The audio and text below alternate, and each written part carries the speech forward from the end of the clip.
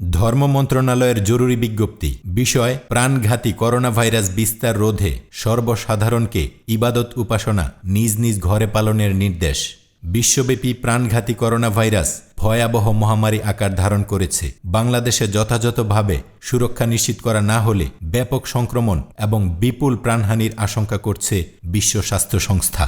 Corona virus মানুষের হাঁচি, কাশি, নিঃশ্বাস ও সংস্পর্শের মাধ্যমে মুহূর্তের মধ্যে সংক্রমিত হয়। অধিকাংশ ক্ষেত্রে সংক্রমিত ব্যক্তির দেহে রোগের উপসর্গ দেখা দেওয়ার আগেই তার মাধ্যমে অন্যদের মধ্যে সংক্রমণ ঘটতে পারে। অনেকের মধ্যে ভাইরাসটি সুপ্ত অবস্থায় বিদ্যমান থাকে, যার লক্ষণ দৃশ্যমান হয় না। পূর্ব থেকে সতর্কতা অবলম্বন না করলে এর বিস্তার রোধ অসম্ভব হয়ে পড়বে। এরকম হতে থাকলে অন্যান্য দেশের মতো আমাদের দেশেও ব্যাপক সংক্রমণ ও প্রাণহানির আশঙ্কা রয়েছে। বিশ্বে এ পর্যন্ত এ রোগের কোনো প্রতিষেধক বা চিকিৎসা আবিষ্কৃত হয়নি, যে কারণে সরকার সব ধরনের জনসমাগম নিষিদ্ধ করেছে এবং সামাজিক দূরত্ব বজায় রাখার লক্ষ্যে দেশের সব নাগরিককে ঘরে থাকার কঠোর নির্দেশ প্রদান করেছে। বিশ্বের বিভিন্ন দেশে মসজিদ, মন্দির, গির্জা ও প্যাগোডাসহ ধর্মীয় প্রতিষ্ঠানে জনসমাগমের মাধ্যমে এ রোগের বিস্তার ঘটছে। আমাদের পার্শ্ববর্তী দেশগুলোতেও এ ধরনের বিস্তার ও প্রাণহানির ঘটনার উদাহরণ বিদ্যমান।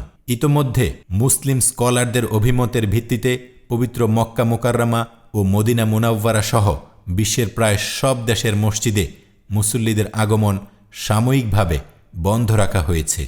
বিশেষজ্ঞ চিকিৎসকগণ এ রোগের সংক্রমণ নিয়ন্ত্রিত না হওয়া পর্যন্ত বাংলাদেশে মসজিদ, মন্দির, গির্জা ও প্যাগোডাসহ ধর্মীয় প্রতিষ্ঠানে সর্বসাধারণের আগমন বন্ধ রাখার জোর পরামর্শ দিয়েছেন।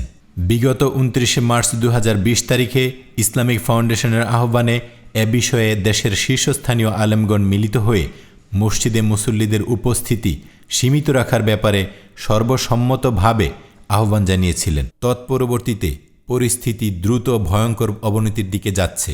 বর্তমান পরিস্থিতি পর্যালোচনা করে সর্বোচ্চ পর্যায়ের সকলের সঙ্গে পরামর্শক্রমে কতগুলি নির্দেশনা প্রদান করা হলো।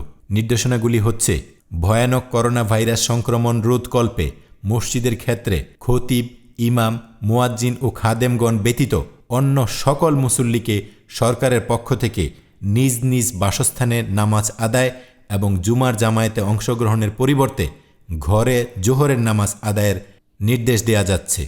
মসজিদে জামায়াত চালু রাখার প্রয়োজনে সম্মানিত খতিব, ইমাম, মুয়াজ্জিন, খাদেম মিলে 5 ওয়াক্তের নামাজে অনধিক 5 জন এবং জুমার জামায়াতে অনধিক 10 জন শরিক হতে পারবেন। জনস্বার্থে বাহিরের মুসল্লি মসজিদের ভিতরে জামায়াতে অংশগ্রহণ করতে পারবেন না। একই সাথে ধর্ম বিষয়ক মন্ত্রণালয়ের পক্ষ থেকে অন্যান্য ধর্মের অনুসারীদেরকেও উপাসনালয়ে সমবেত না হয়ে নিজ নিজ বাসস্থানে উপাসনা করার জন্য নির্দেশ দেয়া যাচ্ছে। এ সময়ে সারা দেশে কোথাও ওয়াজ মাহফিল, তাফসির মাহফিল, তাবলিগি তালিম বা মিলাদ মাহফিলের আয়োজন করা যাবে না। সবাই ব্যক্তিগতভাবে তিলাওয়াত, জিকির ও দোয়ার মাধ্যমে মহান আল্লাহর রহমত ও বিপদ মুক্তির প্রার্থনা করবেন। অন্যান্য ধর্মের অনুসারীগণও এ সময়ে কোনো ধর্মীয় ও সামাজিক আচার অনুষ্ঠানের জন্য সমবেত হতে পারবেন না। সকল ধর্মের মূলনীতির আলোকে এবং জাতীয় নিরাপত্তা রক্ষার স্বার্থে এই নির্দেশনা জারি করা হলো। উল্লিখিত নির্দেশনা বাস্তবায়নের জন্য সংশ্লিষ্ট ধর্মীয় প্রতিষ্ঠানসমূহের পরিচালনা কমিটিকে অনুরোধ জানানো হলো। কোনো প্রতিষ্ঠানে উক্ত সরকারি নির্দেশ লঙ্ঘিত হলে প্রশাসন সংশ্লিষ্ট দায়িত্বশীলদের বিরুদ্ধে আইনগত ব্যবস্থা গ্রহণ করতে বাধ্য হবে। যথাযথ কর্তৃপক্ষের অনুমোদনক্রমে জনস্বার্থে এ নির্দেশ জারি করা হলো। আজ 6 এপ্রিল 2020 তারিখে গণপ্রজাতন্ত্রী বাংলাদেশ সরকার ধর্ম বিষয়ক মন্ত্রণালয় সমন্বয় অধিশাখা থেকে এ জরুরি বিজ্ঞপ্তিটি প্রকাশ করা হয়েছে। আজকে নতুন করে করোনা ভাইরাসে সংক্রমিত হয়েছে আরও 35 জন, যেটা গতকাল ছিল 19 জন। এমন পরিস্থিতিতে সরকারের এ নির্দেশনা একটি সময়োপযোগী পদক্ষেপ। কারো মনে প্রশ্ন আসতে পারে, আমাদের দেশ তো 100% ইসলামিক আইনে পরিচালিত নয়, তাহলে ধর্মীয় বিষয়ে সরকারের এ ধরনের নির্দেশনা মানা কি আমাদের জন্য জরুরি? এ প্রশ্নের উত্তর আমরা পবিত্র কোরআন এবং হাদিসের মাধ্যমে পাওয়ার চেষ্টা করব। পবিত্র কোরআনে মহান আল্লাহ তাআলা বলেন, তোমরা নির্দেশ পালন করো আল্লাহ, রাসূল ও তোমাদের রাষ্ট্রীয় ক্ষমতাবানদের। সূরা নিসা আয়াত নং ৪৯। সুতরাং রাষ্ট্রের প্রতি আনুগত্য স্বীকার করা নাগরিক হওয়ার প্রথম শর্ত। যে রাষ্ট্রের প্রতি অনুগত নয় সে নাগরিক হতে পারে না। ইসলামে রাষ্ট্রপ্রধান ও শাসকের আনুগত্যের ব্যাপারে বিশেষ গুরুত্বারোপ করা হয়েছে। রাসূলুল্লাহ সাল্লাল্লাহু আলাইহি ওয়াসাল্লাম বলেছেন, তোমরা আমির ও শাসকের কথা শুনবে এবং মান্য করবে, যদিও হাবশি গোলামকে শাসক বানিয়ে দেয়া হয়। সহিহ বুখারী হাদিস নং ৭১৪২। নাগরিকের আরেকটি দায়িত্ব হল ভালো কাজে রাষ্ট্রকে সহযোগিতা করা ও মন্দ কাজে বাধা দেয়া।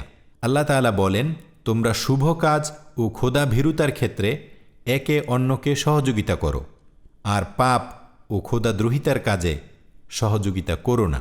সূরা মায়েদা আয়াত নং ২। তবে নিজেদের স্বার্থে রাষ্ট্রে কোনো ধরনের নৈরাজ্য ও বিশৃঙ্খলা সৃষ্টি করা যাবে না।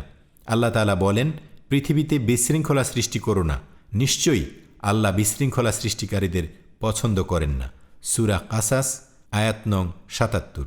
করোনা পরিস্থিতিকে একটি যুদ্ধ পরিস্থিতির সাথে তুলনা করা যেতে পারে, যেখানে শত্রু একটি অদৃশ্য ভাইরাস। এই অদৃশ্য শত্রুর মোকাবেলায় আমাদের সবাইকে ঐক্যবদ্ধ ও নিয়মতান্ত্রিক হতে হবে। স্বাভাবিকভাবেই এ যুদ্ধের নেতৃত্ব দিচ্ছে সরকার। এখানে কেউ সরকারি নির্দেশনা অমান্য করে ভাইরাসকে ছড়াতে সহযোগিতা করলে সেটি শত্রুপক্ষকে সহযোগিতা ও সরকারের বিরুদ্ধে যুদ্ধ ঘোষণার সমপর্যায়ের। আমাদের প্রিয় নবী হযরত মুহাম্মদ সাল্লাল্লাহু আলাইহি ওয়াসাল্লাম বলেছেন, কোনো অবস্থাতেই মুসলমানগণ একজন মুসলিম শাসকের বিরুদ্ধে যুদ্ধে জড়াতে পারবে না। আল্লাহ তাআলা আমাদের সবাইকে মেনে চলার তৌফিক দান করুন। মহামারী থেকে বাঁচার জন্য ইসলামের সঠিক নির্দেশনা নিয়ে আমাদের আরও একটি ভিডিও আছে, নিচে দেয়া লিঙ্ক থেকে দেখে নিতে পারেন। আসসালামু আলাইকুম ওয়া রাহমাতুল্লাহ।